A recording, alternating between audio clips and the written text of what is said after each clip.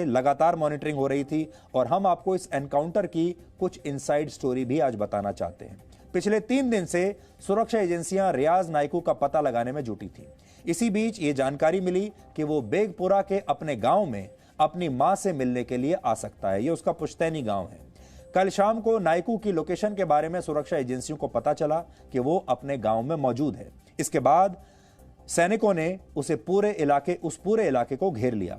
लेकिन शुरुआत में सुरक्षा बलों को यह लगा कि रियाज नायकू के बारे में मिली जानकारी शायद सही नहीं है और सुरक्षा बलों ने उस जगह से वापसी की तैयारी शुरू भी कर दी।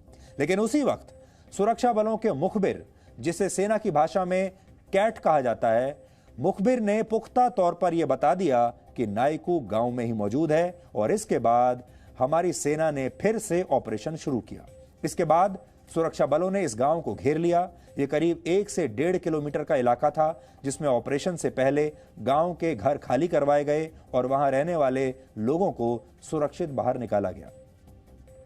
लेकिन चुनौती यह थी कि रियाज नायकू सुरंग का इस्तेमाल करता था। सुरक्षा बलों को यही शक था कि कहीं इस बार भी ये किसी सुरंग का इस्तेमाल करके भाग न जाए। इसलिए 3 जेसीबी मशीनें मंगवाई गई और रात भर इस इलाके में अलग अलग जगहों पर उस सुरंग को ढूंढने के लिए खुदाई की गई। रात भर खुदाई चली। इसी बीच सुबह होते होते सुरक्षा बल उस घर के बहुत करीब तक पहुंच गए जहां यह आतंकवादी छुपा हुआ था। लेकिन जैसे ही सुरक्षा बल उस घर के करीब पहुंचे, रियाज नायकू और उसके साथियों ने फायरिंग शुरू कर दी। सुरक्षा बलों ने इसके बाद उस घर को ध्वस्त कर दिया। फिर भी रियाज नायकू बच निकला और भागकर दूसरे घर में छुप गया। लेकिन यहीं पर सुरक्षा बलों ने उसे और उसके साथी को मार गिराया। जी न्यूज की टीम भी इस एनकाउंटर के पूरे समय ग्राउंड जीरो पर मौजूद थी। हमने ये पूरी जानकारी ग्राउंड जीरो से अपने रिपोर्टर्स के जरिए आपके लिए निकाली है। एनकाउंटर के बाद सुरक्षा बलों का जोश इस बड़ी कामयाबी की कहानी आपको खुद बता देगा। यहाँ पे आप देखिए, ये वो जगह है जहाँ पर नाका लगा दिया गया है। यहाँ से आगे जाने की किसी को अनुमति नहीं दी जा रही है। हम कोशिश करते हैं कि सुरक्षा बल के लोग जो है हमसे अगर बात कर सकते हैं, उनसे बात करते हैं। सर 2 मिनट इस ऑपरेशन के बारे में। शुक्रिया।